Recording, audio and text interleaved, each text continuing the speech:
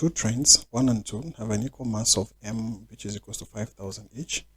Train 1 is traveling with a speed of 15 meters per second before striking train 2, which is initially at rest. If the two trains are locked together as a result of their collision, as shown in the diagram, determine the common speed after the collision. So let's label these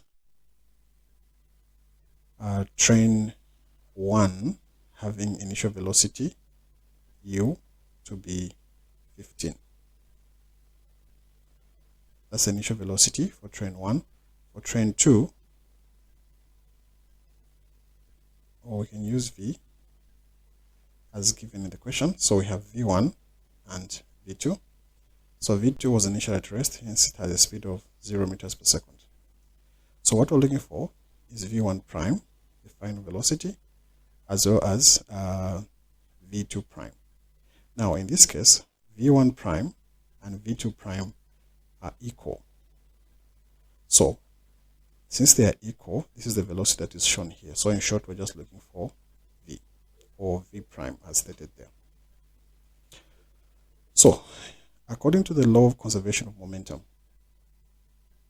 the sum of the initial momentum, that is momentum for train 1 plus momentum for train 2, is equals to momentum for train 1 prime plus momentum for train 2 prime.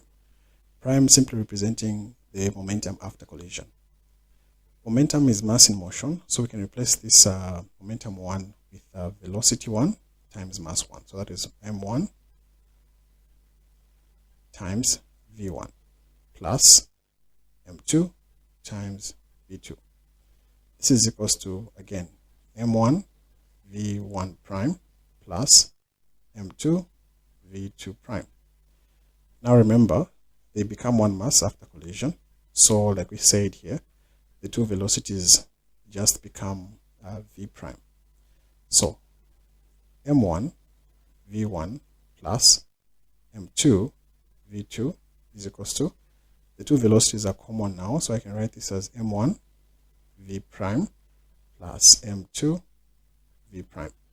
So there's no specifying final velocity for 1 and final velocity for 2.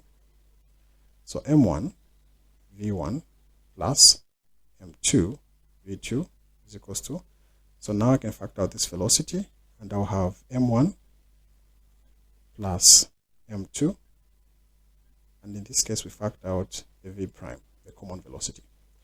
If I divide both sides by this bracket, then v prime will be equals to m1 v1 plus m2 v2. And all this is over the bracket. So remember, we've divided both sides, so divide by m1 plus m2. So our job here is just a substitution now. So v1, or rather v prime, is equals to, what is our m1? m1 being mass 1 is 5,000. And again, I think something we forgot to mention is that they have the same mass. So if they have the same mass, we can also say m1 is the same as m2. So let's just call it m, meaning that we can just replace the mass with m since it's common. So if that's the case, our equation will look like this. We have v prime is equals to m v1 plus m v2 divided by m plus m, because remember, they have equal mass, so we'll just replace that with m. So if this is the case, this will be equals to, factor out the masses. If I factor out the mass, we'll have m factored out, leaving us with v1 plus v2 divided by 2m.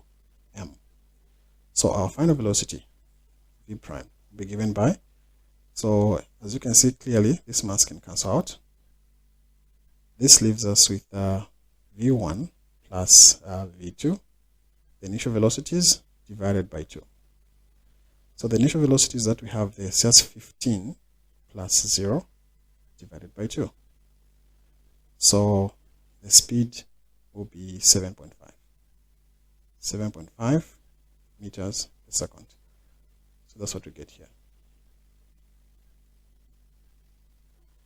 So there you have it. That's our solution.